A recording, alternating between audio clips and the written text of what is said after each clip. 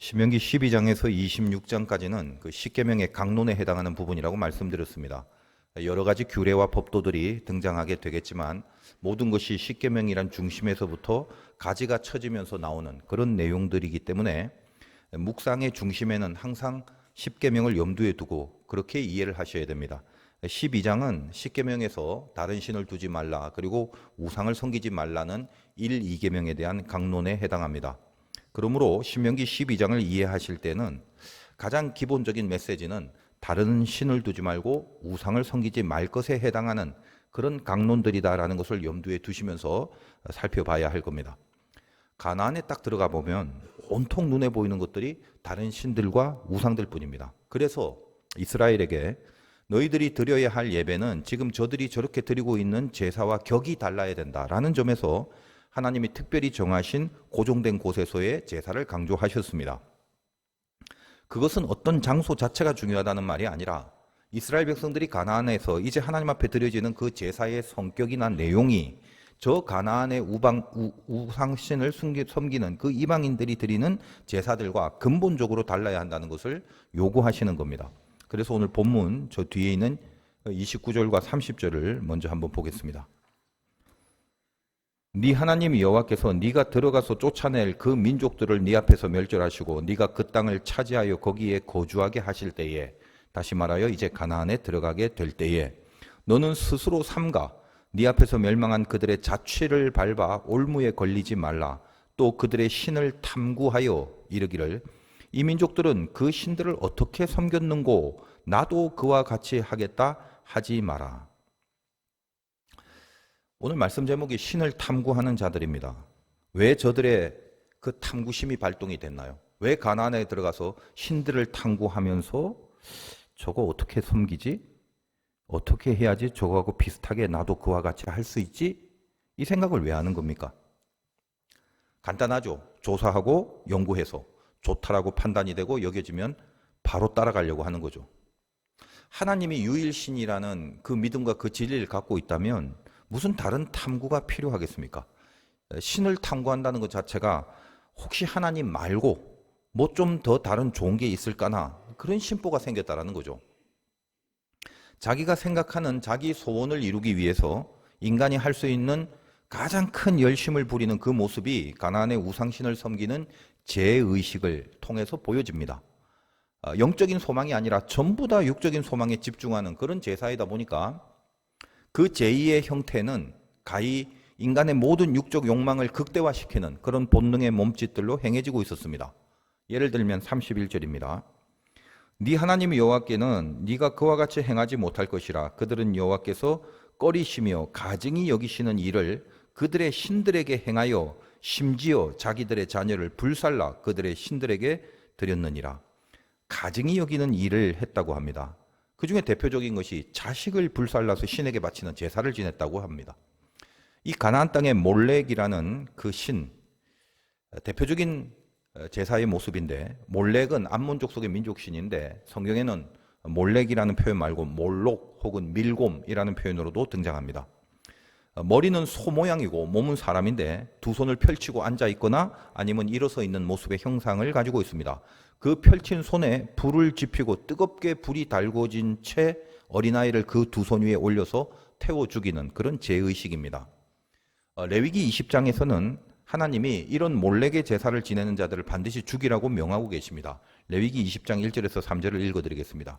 여호와께서 모세에게 말씀하여 이르시되 너는 이스라엘 자손에게 또 이르라. 그가 이스라엘 자손이든지 이스라엘에 거류하는 거류민이든지 그의 자식을 몰렉에게 주면 반드시 죽이되 그 지방 사람이 돌로 칠 것이요 나도 그 사람에게 진노하여 그를 그의 백성에서 끊으리니 이는 그가 그의 자식을 몰렉에게 주어서 내 성소를 더럽히고 내 성호를 욕되게 하였음이라. 이들은 우상의 신을 위하여 자기 몸을 자해하면서까지 제사를 지내기도 했습니다. 대표적으로 여러분이 엘리야와 갈멜산의 기도의 전투를 살펴보면 거기 바알의 선지자들은 자기 몸에 피가 흐르기까지 칼과 창으로 그들의 몸을 상하게 하면서 기도를 했습니다. 또 뿐만 아니라 사제들이 서슴없이 그 현장에서 제단 위에 제사를 드려지는 그 공간 속에서 성행위를 하면서 제의를 지내는 그런 모습도 있었습니다. 모압의 신인 바알은 가나안 전신에 퍼져 있는 남자신, 즉 남신인데 풍요와 다산을 상징하는 하늘의 신이고, 아세라는 대표적인 여신으로 바알이 있는 곳에는 늘 그 옆에 아세라가 함께 있는 형태를 취합니다. 하늘에서 비가 내리고 이 땅이 그 비를 흡수하여 풍요롭고 풍작을 이룬다는 원리를 갖고, 이들을 섬기는 모든 제의식은 항상 그 제단 앞에서 남자와 여자가 성적인 행위를 동반하는 그런 제의식을 통해서 제사를 지내게 됩니다. 이런 것들이 다 무엇을 말하고 있는가요? 아들을 바친다든지 아니면 성행위를 통해서 혹은 자해를 하면서 그렇게 제의와 제사를 지내는, 이게 다 뭘 말하고 있는 건가요? 자기의 욕망을 이루기 위해서 가장 본능적인 욕구를 극대화시키면서까지 자기 소원을 이루고자 하는 인간의 탐욕의 죄성의 끝판을 나타내주고 있는 것입니다. 우리는 이런 이야기들을 들으면 아이고 어떻게 그럴 수가 있냐, 해도 너무했지, 다 그렇게 아마 물으실 겁니다. 근데 진짜 이게 너무한 건가요?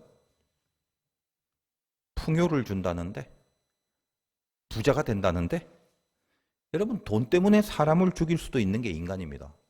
뭐 특별한 인간이라서가 아니라 많은 경우 살인까지는 안 가더라도 사람을 죽이고 싶은 그런 욕구와 죽었으면 좋겠다라는 마음, 그것이 오로지 돈과 물질로 인하여 그런 마음이 비롯되고 있는 것이 인간의 수준이다 이 말이에요.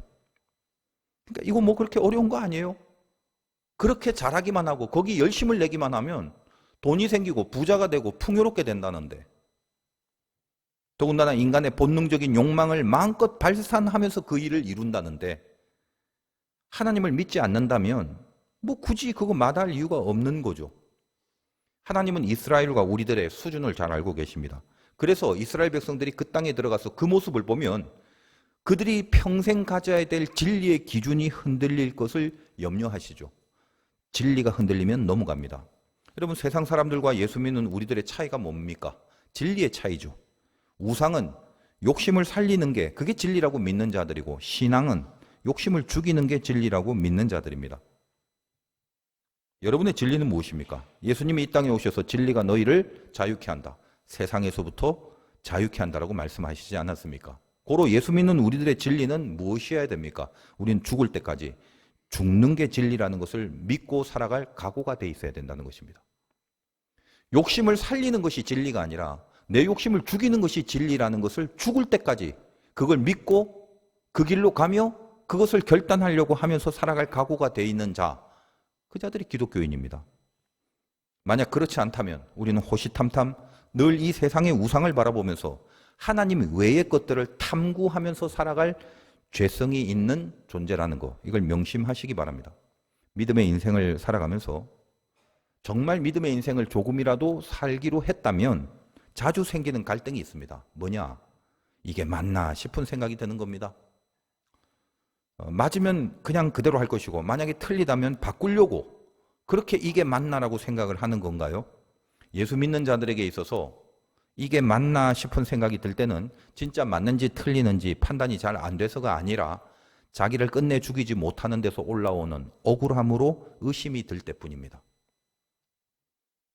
그거 맞습니다. 죽고 있는 상태가 맞다면 그게 맞나 싶은 그게 바로 맞다라는 거예요. 다른 신들을 탐구하지 마시고 하나님께만 다시 집중하는 것이 정답입니다. 그래서 이게 다시 맞나, 과연 맞을까가 아니라 분명히 맞구나라는 확신이 들 때까지 하나님 앞에 집중하시는 거예요. 그게 신앙입니다. 십계명의 제1계명인 다른 신을 두지 말라는 것은 그 다른 신이 다름 아닌 나 자신임을 말하는 겁니다. 신은 하나님밖에 없습니다. 그런데 다른 신을 둔다는 건 없는데 내가 만든다는 말일 뿐입니다. 몰렉, 바알, 아세라 이런 것들이 어디 있는 건가요? 없습니다. 단지 인간이 자기 스스로의 욕망을 형상화해서 거기에 신격을 부여했고, 마귀는 그 인간의 마음을 이용해서 모든 우상들에게 능력이 드러나게 만들어버린 겁니다. 결국은 내가 스스로 신이 된다는 말입니다. 다른 신을 두지 말라. 다른 신을 둔다는 것은 없는 신을 둔 것이고, 없는 신은 하나님이 둔 게 아니라 내가 두는 거기 때문에 다른 신을 두지 말라는 깊은 계명의 핵심적인 저의는 내가 스스로 하나님의 위치에 올라간다는 것입니다.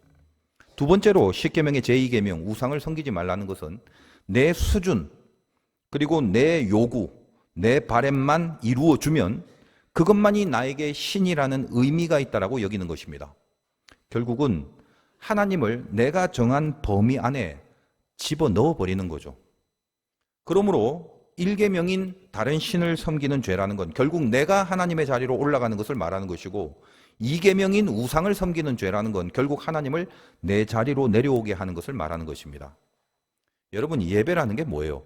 우리가 믿고 있는 믿음의 모든 내용이 드러나는 것입니다. 그래서 신명기 12장은 앞부분에서 다루었지만 참된 예배가 무엇이어야 하는지를 저 가나안의 우상신들의 제사와 구별되게 드림으로써 하나님과 인간의 관계에 대한 질서를 분명히 하시는 말씀이 되는 것입니다. 어디 내가 하나님 자리로 올라가고 어디 하나님을 내 밑으로 끌어내립니까?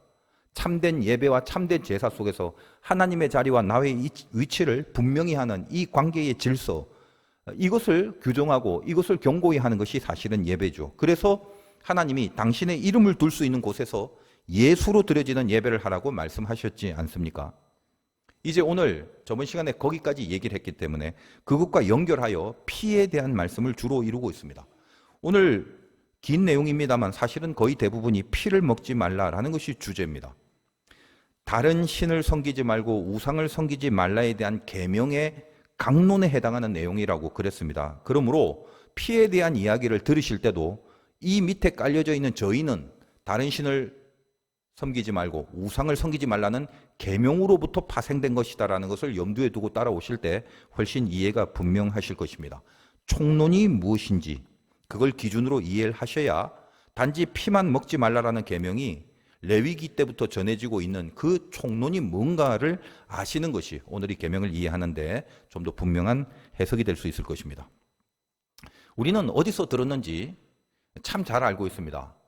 레위기 때부터 제사법에 피 먹지 말래, 피 먹지 말래. 그래서 그 말씀을 알고 있는 분들은 지금도 이 선지국밥을 안 드시는 분들이 간혹 계십니다. 오늘 말씀을 통해서 여러분 선지국밥으로부터 자유함이 있으시길 바랍니다. 만약 그런 식으로 피를 안 먹는 것 자체가 하나님의 뜻이라면, 아니 선지국밥뿐만 아니라 스테이크도 레어나 미디엄은 드시지 말아야 되죠. 거기 보면 피가 흥건하지 않습니까? 또 근데 실은 다 익어버린 고기라도 거기 피가 없나요? 피가 응고가 된 상태일 건데, 그렇다면 액체일 땐 먹지 말고 고체로 바뀌면 먹어도 되고, 뭐 그런 말씀이겠습니까? 이번 제가 한 주간에 집회가 많아서 몸이 좀 힘들다 보니까 오늘은 그냥 결론적인 주제만 말씀드리고 싶었는데, 이거 사명이 뭔지요? 여러분은 원하지도 않는 사명을 저 혼자 갖고 있어서 그냥 대강 넘어갈 수 없기에 이 피에 대한 문장과 내용에 대해서 중요한 부분을 위주로 좀 살펴보도록 하겠습니다. 도대체 피를 왜 먹지 말라고 하셨는가? 일단 레위기 17장으로 가보겠습니다. 제가 그냥 말로 이렇게 대강 설명해 드리면 좀 간단하고 빠르겠지만 성경 말씀을 보는 것처럼 소중한 게 어디 있겠습니까? 여러분, 레위기는 참 읽어보기가 힘든 성경이었죠. 왜냐하면 전부 다 제사법이기 때문에. 그런데 제가 언젠가 또 기회가 있으면 레위기를 설교할 때가 있을지는 모르겠습니다만은, 일단은 이 제사법의 내용 속에 들어가 있는 깊은 숨은 메시지들이 굉장히 많습니다. 17장을 탁 펴놓고 오늘 신명기 12장과 왔다 갔다 하면서 몇 번을 설명할 것입니다. 그러니까 참고하셔서 레위기 17장을 잘 표시를 해 두시기 바라요. 레위기 17장 일단 3절과 4절 먼저 보겠습니다. 이스라엘 집의 모든 사람이 소나 어린 양이나 염소를 진영 안에서 잡든지 진영 밖에서 잡든지 먼저 회막문으로 끌고 가서 여호와의 성막 앞에서 여호와께 예물로 드리지 아니하는 자는 피 흘린 자로 여길 것이라. 그가 피를 흘렸은즉 자기 백성 중에서 끊어지리라. 짐승을 잡는 장소에 대한 언급인데 뭐라고 되어 있습니까? 회막문에서 잡으라고 하죠. 자, 이제 8절과 9절 봅니다. 레위기 17장 8절 9절. 너는 또 그들에게 이르라. 이스라엘 집 사람이나 혹은 그들 중에 거류하는 거류민이 번제나 제물을 드리되 회막문으로 가져다가 여호와께 드리지 아니하면 그는 백성 중에서 끊어지리라. 역시 회막문에서 잡으라고 합니다. 자, 이스라엘 백성들이 광야 생활할 때는 성막을 중심으로 12지파의 한가운데 항상 성막이 있었죠. 그런데 이제 가나안 땅에 들어가면 팔레스틴의 그 넓은 지역을 각 지파들이 서로 분배하여 넓게 퍼져서 살아갈 것인데, 만약 하나님이 가나안 땅에서 내가 너희들에게 예배를 받을 특별한 곳을 정해 주겠다. 그 특별한 장소, 물론 장소 자체가 중요한 건 아니지만 중앙 성소가 마련이 될 것인데 그 중앙 성소에 결국 가져와서 잡으려면 레위기식이라면 물리적으로 먼 거리를 와야만 할 것입니다. 그래서 광야에서의 계명이 신명기 쪽으로 가면 이 계명은 업그레이드가 됩니다. 신명기로 와서 오늘 본문 다시 신명기 12장 15절과 16절을 보겠습니다. 그러나 네 하나님 여호와께서 내게 주신 복을 따라 각 성에서, 그러니까 중앙 성소가 있는 가나안이지만 그 중앙 성소를 정해놓고 그쪽으로 오지 말고 멀 수도 있으니까 너희들이 살고 있는 각 성에서 네 마음에 원하는 대로 가축을 거기서 잡을 수 있다는 거예요. 그래서 그 고기를 먹을 수 있나니 곧 정한 자나 부정한 자를 막론하고 노루나 사슴을 먹는 것 같이 먹으려니와 오직 그 피는 먹지 말고 물같이 땅에 쏟을 것이며 라고 되어 있죠. 이제는 자기가 살고 있는 각각의 성에서 잡을 수가 있게 된 것입니다. 계명이 이 상황에 맞게끔 업그레이드가 된 거죠. 짐승을 잡는 장소는 레위기와 신명기, 다시 말하여 광야와 가나안이 그 장소적 변화로 인하여 짐승 잡는 장소 자체가 수정이 됐지만 둘 다 변치 않는 것은 피를 먹지 말라는 것은 변치 않습니다. 아까 레위기 17장을 읽어보시면 그 17장 전체 내용 중에 피를 먹지 말라는 내용이 무지하게 많이 언급이 됩니다. 근데 오늘 신명기 본문도 마찬가지입니다. 예를 들면 오늘 신명기 본문의 12장 16절 보십시오. 오직 그는 피는 먹지 말고 물같이 땅에 쏟을 것이며, 피 먹지 말랍니다. 그 피를 어떻게 해? 그러면 물같이 땅에 쏟으라고 합니다. 23절. 다만 크게 삼가서 그 피는 먹지 마라. 또 먹지 말라고 하죠. 피는 그 생명인즉 네가 그 생명을 고기와 함께 먹지 못한다. 25절. 너는 피를 먹지 마라. 네가 이같이 여호와께 의롭게 여기시는 일을 행하면 너와 네 후손이 복을 누리리라. 다 피 먹지 말라고 하죠. 하나 더 볼까요? 27절. 네가 번제를 드릴 때 그 고기와 피를 네 하나님 여호와의 제단에 드릴 것이요 네 제물의 피는 네 하나님 여호와의 제단 위에 붓고 그 고기는 먹을지라. 먹지 말고 그 제단 위에 부으라고 이렇게 이야기를 합니다. 자, 피를 먹지 말라고 하신 이유는 근본적으로 레위기 17장으로 가서 11절에 기록되어 있습니다. 이것이 성경이 말한 이유입니다. 피를 먹지 말라는 이유가 17장 11절입니다. 왔다 갔다 한다고 그랬죠.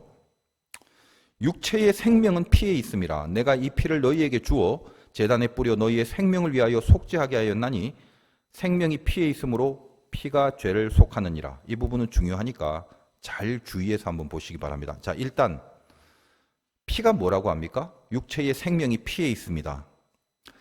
생명이라는 것에 대한 정의를 의학적으로 과학적으로 어떻게 해야 되는지는 아직까지도 애매하고 그 정의를 내리진 못하고 있습니다. 도대체 생명이 뭐죠? 그런데 우리는 하나님을 믿고 성경을 믿고 있는 사람으로서 과학적 의학적으로는 아직 밝혀지지 않았지만 우리는 미리 성경 안에서 알고 있습니다. 이 피 안에 아직 뭔지는 몰라도 말씀 그대로라면 이 피 안에 어떤 생명이라는 것의 본질이 있다는 것이 분명하다는 거예요.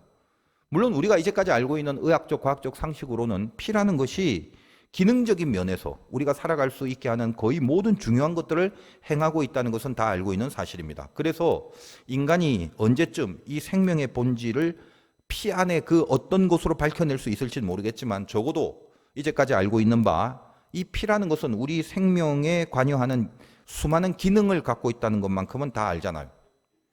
우리는 성경이 말하는 이 피가 생명이라는 사실을 알고 믿고 있기 때문에 보통 이제 이 내용에 대한 본문을 갖고 메시지를 줄 때는 성경 그대로 피는 생명이고 생명의 주인은 하나님이시니까 그 생명을 함부로 먹어서는 안 된다. 함부로 다뤄서는 안 된다. 하나님을 생명의 주인으로 여기는 사람이라면 하나님을 존중하는 차원에서 피를 먹으면 안 된다라는 설교와 설명을 많이 하십니다. 뭐 가장 기본적으로는 뭐 틀린 말은 아니죠. 그런데 이 문장 그대로 말 그대로라면 사실 이게 가능합니까? 고기는 먹는데 피는 먹지 마라. 그 한 방울도 안 튈까요? 고기만 달랑 먹을 수 있겠습니까? 피라는 것이 뭐 어떤 식으로든 묻어져 있을 수 있고 고기를 섭취할 때 당연히 일정 부분의 피를 같이 먹을 수밖에 없습니다. 그러니까 뭐 아이고 어떻게 그래도 안 먹으려고 애쓴데 어쩌다 그냥 한 모금 사슴피를 마셔버렸네. 큰일 났다 어쩌지? 이러지 말라는 거예요. 지금 이 말씀이 주는 것은 단지 피라는 것을 먹냐 안 먹냐의 문제이기보다는 이 메시지의 의도가 무엇인가에 붙들리고 이 의도처럼 살아가는 게 중요하죠. 그래서 그 깊은 이 메시지의 가장 중심적인 핵심적인 주제가 뭔지 그걸 사실 우리가 아는 게 중요하다는 것입니다.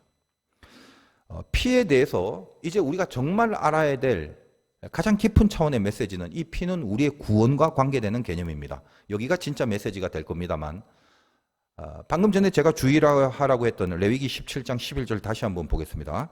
육체의 생명은 피에 있습니다. 내가 이 피를 너희에게 주어 제단에 뿌려 너희의 생명을 위하여 뭘 했다고요? 속죄하게 하였나니 생명이 피에 있으므로 그 다음에 피가 죄를 속하느니라. 이게 영적 개념이란 말이죠.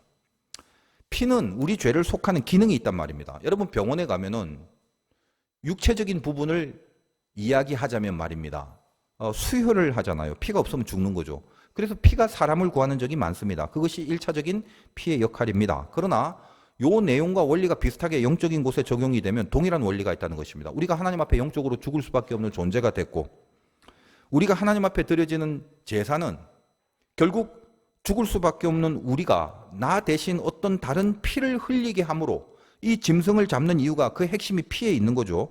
내가 죽어야 될 그 죽음 앞에서 나를 대신할 피가 있으므로 내가 다시 영적인 생명을 얻는다는 개념이죠. 그것이 제사고 그것이 예배입니다. 우린 이미 다 알고 있습니다. 더군다나 이 짐승의 피가 무엇을 상징하는지도 이제 신약 시대를 거쳐서 복음의 진리를 우리가 알고 난 이후 시대의 모든 예수 믿는 사람들은 다 알고 있죠. 짐승의 피를 죄를 사함받는 제사의 가장 궁극적 주제, 주님이 단 한 번의 죽으심으로 주님께서 죽으신 단 한 번의 그 피 흘리심으로 우리의 죄를 사하시고 죽어야 될 우리를 대신하여 우리를 살리셨다라는 거죠. 그게 구원이고 그게 복음입니다.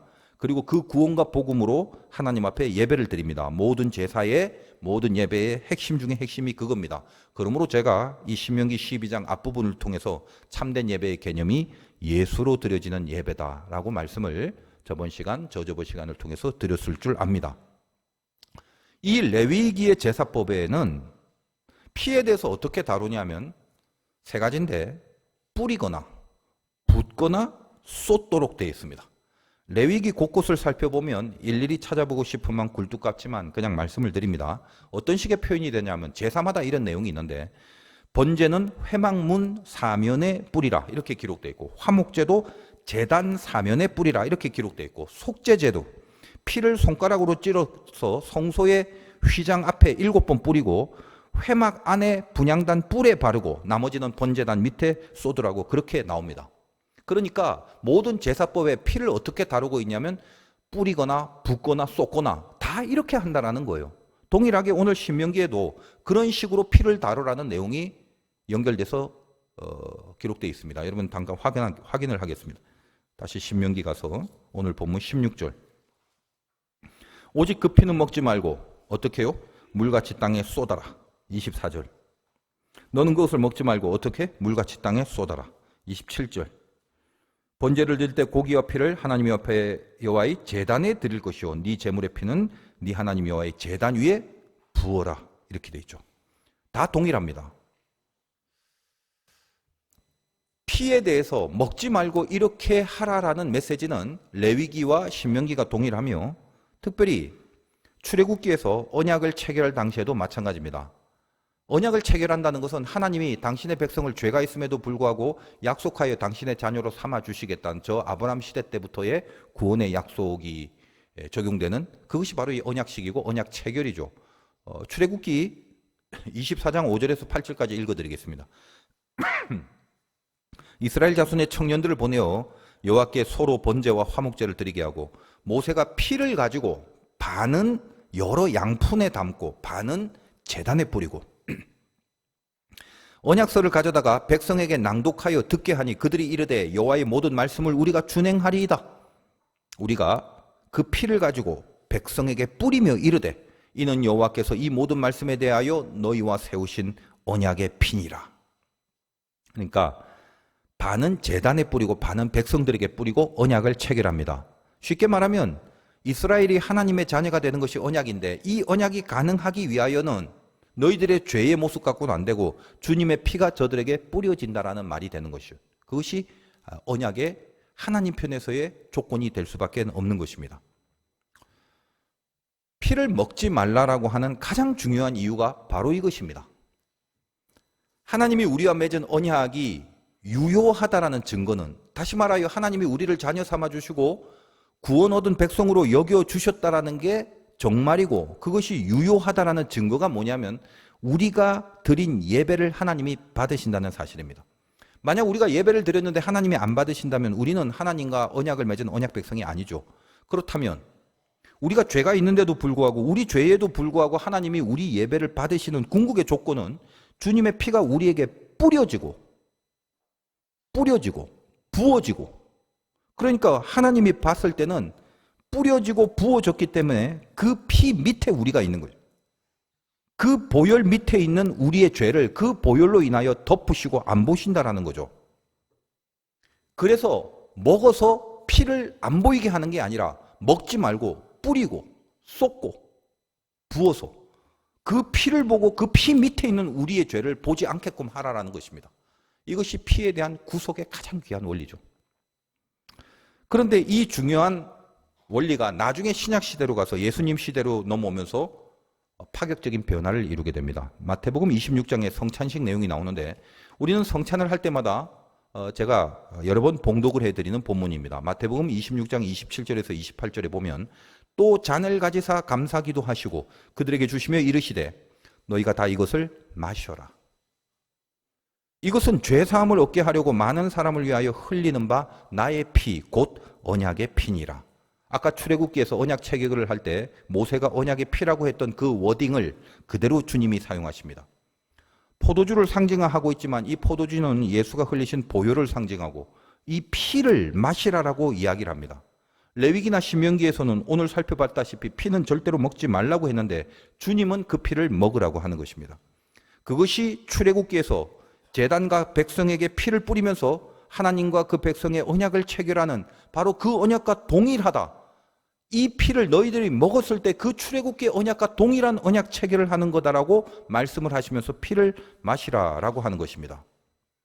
그렇다면 여러분, 이제 곰곰이 한번 생각해 보십시오. 성전에 뿌려야 될 피와 제사장이 제사를 지낼 때 정결케 하기 위하여 제사장이 뿌려야 될 그런 피를 주님은 왜 우리들에게 다시 먹지 말라고 했는데 그걸 왜 다시 먹으라고 하는 건가요? 성전에 뿌리고 붓고 쏟아야 하는 것이, 그것이 하나님이 명하신 계명이라면, 그걸 그대로 지키려면, 그걸 그대로 지키면서도 우리가 그걸 먹는다면 우리가 성전이 되어야 우리가 그 피를 마시는 것이 성전에 뿌려지는 모습이 아니겠습니까? 내가 성전이라면 내가 먹는다는 것은 성전에 뿌리는 개념과 동일한 것이죠. 고린도전서 3장 16절에 너희는 너희가 하나님의 성전인 것과 하나님의 성령이 너희 안에 계시는 것을 알지 못하느냐. 예수님 시대를 지나고 나서 주님의 십자가의 죽으심으로 이제 우리 안에 주의 성령이, 하나님이, 주님이 거하시는 존재가 된 거입니다. 그래서 우리를 뭐라고 하냐면 몸된 성전이라고 그렇게 지칭하는 시대가 된 것입니다. 우리가 영적인 성전입니다. 그리고 우리 모두가 다 왕같은 제사장이 된 것입니다. 성전에 뿌리든 제사장에게 뿌리든, 고로 우리가 피를 마신다는 것은 우리 몸된 성전에 그 피를 뿌리고 붓고 쏟는 모습이 되는 것입니다. 우리의 성전됨과 우리의 제사장됨을 주께서 선포하시고 우리에게 새로운 영적 지평의 길을 열어주신, 그래서 이 피에 대한 개념이 우리에게 그 피에 대한 총론과 핵심이 뭔지를 가르쳐 주시는 그런 강론이 되기도 하는 것입니다. 가나안의 우상신들을 이제 이스라엘 백성들이 그 땅에 들어가면 탐구하고 따라가려고 하는 그 불신앙의 조짐들을 아시고 하나님은 저들에게 가장 먼저 너희들이 저들과 다르기 위하여 예배부터 구별되게 하라 라고 명하셨지 않습니까? 그리고 바로 그 예배의 진의를 깨닫게 하시려고, 내가 너희들에게 요구하는 예배가 뭔지를 분명하게 하기 위하여 계명의 강론으로서의 이 가지를 뻗어서 예배의 확장된 내용으로 피의 문제를 명하시는 것이죠. 다른 신 섬기지 마, 우상 섬기지 마, 고로 특별한 예배가 필요하고 이 예배에서 다시 한번 가지가 나와서 확장된 개념의 피의 문제를 어떻게 다룰 것인가를 명하는 거죠. 여러분, 우리가 인생을 살아가면서 무엇을 바라보느냐, 우리의 생각과 우리의 이 영적인 안목의 방향이 굉장히 중요합니다. 가나안 땅에 들어갔을 때 이스라엘 백성들이 처음 애시당초 무엇을 바라보느냐의 싸움이 아주 중요한 강권이었다는 것입니다. 여러분이 주일학교부터 신앙생활 하신 분들도 있겠지만 중고등학교 졸업하고 마치 다 큰 것처럼 한 고3쯤 되면 인생 다 산 것 같이 그렇게 스스로를 생각하고 있다가 졸업하고 이제 세상에 나가면 이제껏 살아온 세상과는 다른 세상이 보입니다. 거기서 무엇을 보느냐가 그 친구의 신앙의 가장 큰 획을 긋는 시작이 될 것입니다. 대부분 세상 도처에는 득실거리는 그 인간의 죄성들이 군데군데 우상을 섬기는 신당처럼 자리 잡고 있기 때문에 이쪽 저쪽으로 고개가 막 돌아가죠. 고등학교 때까지는 법적으로 갈 수 없는 그런 많은 곳들이 열려지면서 성인이 된 세상, 이 세상이 나에게 열려졌기 때문에 이제껏 보지 못했던, 경험하지 못했던, 알 수 없었던 그 모든 것들이 열려지면서 또 다른 세상에 들어가는 것입니다.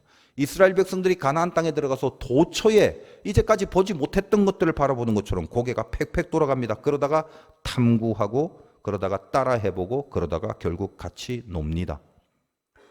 그러다가 많이들 떨어져 나가게 되고 여러분들은 고등학교 졸업하고 수없이 떨어져 나간 숱한 여러분들의 지인을 알 것입니다. 꼭 어떤 구체적인 행위를 하지 못한다 하더라도 우리 신앙에 있어서 내가 뭐를 바라보고 있는가 그 시선 자체가 너무나도 중요한 믿음이 될 수가 있다는 것입니다. 여러분 살다 보면 인생에 한계를 만날 때가 있지 않습니까? 한계를 만난 것 자체는 중요한 게 아니고 그 한계를 만났으므로 내가 반드시 그 다음에 나가야 될 곳이 있는데 그 한계가 만약 장애가 되어버린다면 더 이상 진도가 나가지 않게 되죠. 여기서 불안과 두려움이 엄습하게 되는 것입니다. 잘 될 줄 알았는데 방법이 없는 경우가 생긴다는 거예요. 광야의 인생을 살다가 갑자기 가나안이라는 경험하지 못한 세상으로 들어갑니다. 거기서도 앞으로 나가야 되는 진도가 필요한데 진도를 나가야 되는데 엄청난 성읍들이 버티고 이것이 장애가 되고 막강한 거민들이 진을 치고 있는데 거기서 뭘 할 수 있다는 말입니까? 어떻게 해야 된다는 말입니까? 여러분도 마찬가지죠. 어떤 물리적인 장애가 있으면 이 물리적 장애는 그것으로 끝나는 것이 아니라 반드시 정신적 장애로 같이 오게 되고 반대로 정신적 장애가 있으면 육체적이거나 물리적인 장애도 같이 오게 됩니다. 어느 부분의 장애든지 간에 반드시 극복해야 할 것 같은데 뭐 치료를 하든지 상담 같은 분야가 현대에는 많이 발달되어 있지만 그런 것만으로 우리의 이 장애의 문제가 본질적으로 해결되는 경우는 많지가 않습니다. 뭐 세상의 다른 사람들은 모르겠지만 적어도 예수 믿는 자들은 결국 우리가 이 장애를 뛰어넘을 방법이 믿음밖에 없다라는 것을 분명히 알고 사시긴 하셔야 된다는 거예요. 치료를 받거나 뭐 상담을 하거나 다른 여러 가지 방법을 쓰지 말라는 말이 아니라 그 모든 것의 가장 궁극적인 부분에서 만약 믿음이라는 게 없다면 그것은 수박 겉핥기식 치료밖에 안 된다라는 것이죠. 누구에 한해서는요, 적어도 예수를 믿는 우리들에 한해서는 그렇다는 것입니다. 믿음 중에는요, 바라보는 믿음이라는 게 있습니다. 이게 굉장히 중요해요. 도처의 즐비한 신당들의 그 우상을 볼 것인가, 아니면 그 많은 것들을 안 보고 그 위에 있는 하나님을 다시 바라볼 것인가. 그 싸움에 달려 있습니다. 요즘 현대는요, 전부 다 멘탈의 공격들이고 멘탈의 병들이죠. 정신병들이다 이 말이에요. 정신병들이 난무합니다. 아까 장애를 말했는데 이 장애라는 것을 크게 두 가지로 나누어 본다면 정신장애가 있고 이제 성격장애가 있는데 이건 그냥 제 생각입니다. 그러나 틀리지는 않을 것입니다. 이 두 가지 장애, 도대체 정신장애는 뭐고 성격장애는 뭐냐? 책임의 방향을 어디로 향하고 있는가? 거기에 대하여 제 나름대로 분석을 해본 것입니다. 정신장애라고 하면 책임의 방향을 내 안으로 향하는 것을 말합니다. 자폐증도 혹은 자학 같은 거. 스스로 상처를 내고 스스로 아프게 하는 거. 그런 종류로 드러나는 장애가 있습니다. 프로이드식으로 말하면 메조키즘이라고 합니다.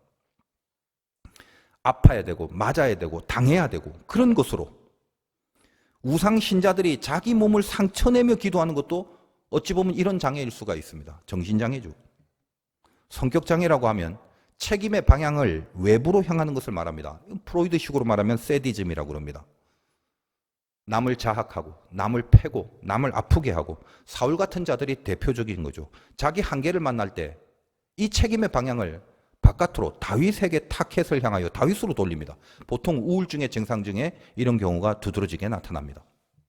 정신장애든 성격장애든 어떤 식의 장애든지 간에 결론은 뭐다? 결국은 둘 다 밑에서부터 삐뚤어진 거죠.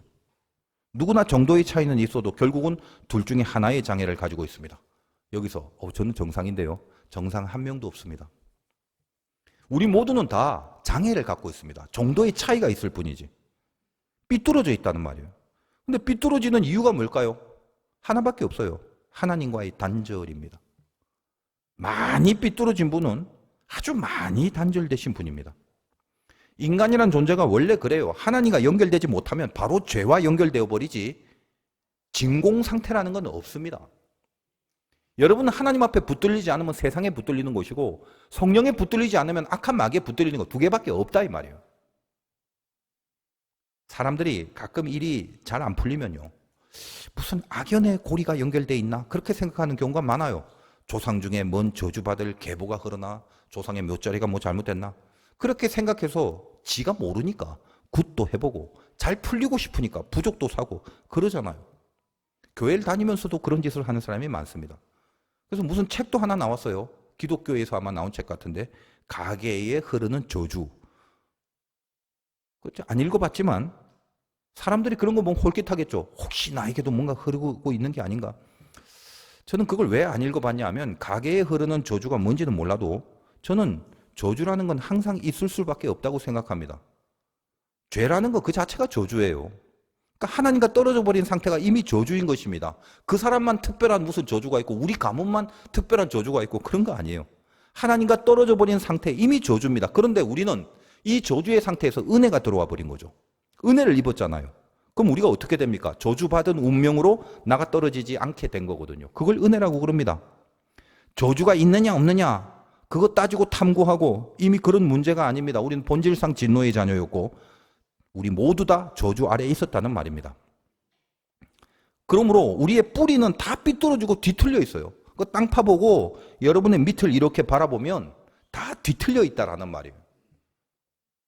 주일날 예배를 드리고 다 같이 모여있는 자리다 보니까 얼굴을 쳐다보면 다들 착하고 선하고 그런 것 같죠.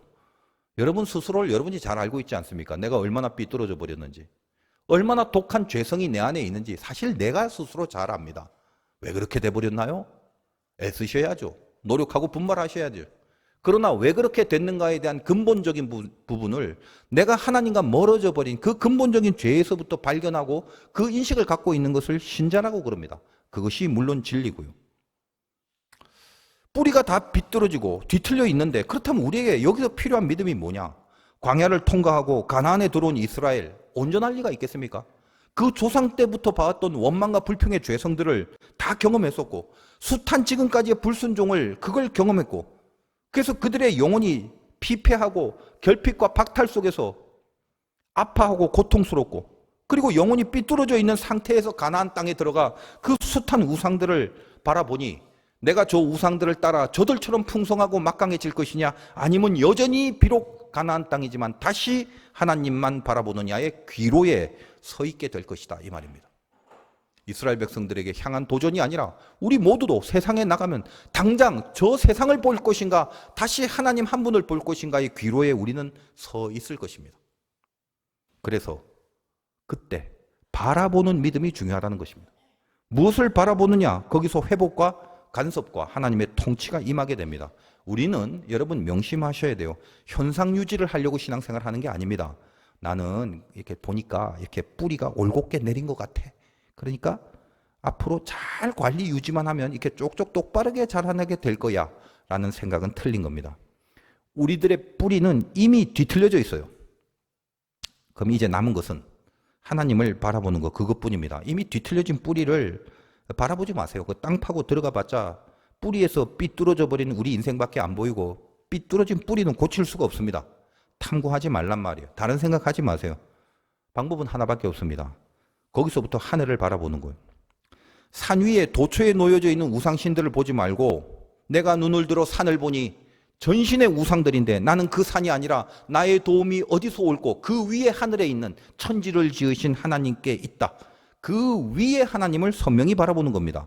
여러분 해바라기가 태양을 향해서 하늘을 향해서 꼿꼿이 자라는데 이 해바라기가 지 뿌리가 똑바로 내려져서 하늘을 향해 곧바로 자라는 게 아닙니다. 뿌리가 뒤틀려도 해를 바라보고 있기 때문에 그 태양이 해바라기를 바르게 끌어올리는 겁니다. 그것이 우리들의 해법이에요. 우리는 해바라기가 아니라 주바라기라고 주님을 바라보는 거. 그러면 이제껏 뒤틀렸던 상황이 있다 할지라도 썩어 문드러져서 골마 터져버릴 수밖에 없는 처지와 형편이 있다 할지라도 바라보는 그 시점부터 하나님이 끌어올리시는 길이 열린다는 거예요. 이것이 예수 믿는 자의 운명이에요.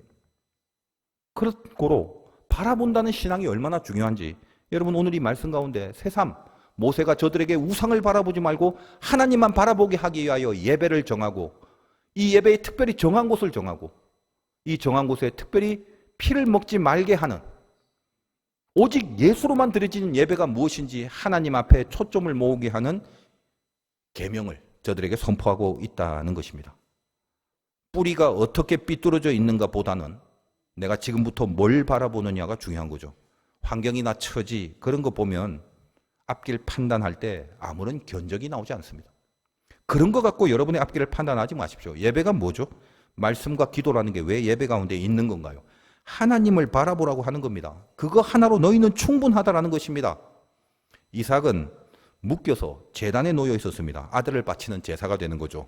하나님은 우상이 아닙니다. 자녀를 바치는 몰렉신과 같은 그런 제사를 받지 아니하십니다. 가나안의 이방 제사처럼 제물로 드려진 아들 그 이삭 하나님은 절대 죽이지 않습니다. 이삭은 아브라함이 칼을 들어 치려 할 때 그 더 위에 있는 하늘에 있는 하나님을 바라보고 있었습니다. 하나님이 이삭에게 준비한 것이 있었고 아브라함은 그것을 이삭에게 말했습니다. 아버지 재물이 어디 있어요? 재물은 하나님이 준비하셨다. 이 말씀을 끝까지 믿고 하늘의 하나님을 바라보기만 했을 뿐입니다. 오늘 신명기 본문 마지막 32절입니다. 내가 너희에게 명령하는 이 모든 말을 너희는 지켜 행하고 그것에 가감하지 말지니라. 가감하지 말라는 말은 딴 생각하지 말란 말이에요. 탐구하지 마세요. 여러분의 시선이 다른 어떤 모든 것을 할 수 없는 그 순간에 있다 할지라도 하나님만 바라보실 수는 있지 않겠습니까? 하나님을 바라보고 있는 자녀들을 한 번도 놓치신 적이 없는 그 하나님이 우리들을 사랑하시는 우리의 아버지 하나님이십니다. 승리하시기를 주님의 이름으로 축원드립니다.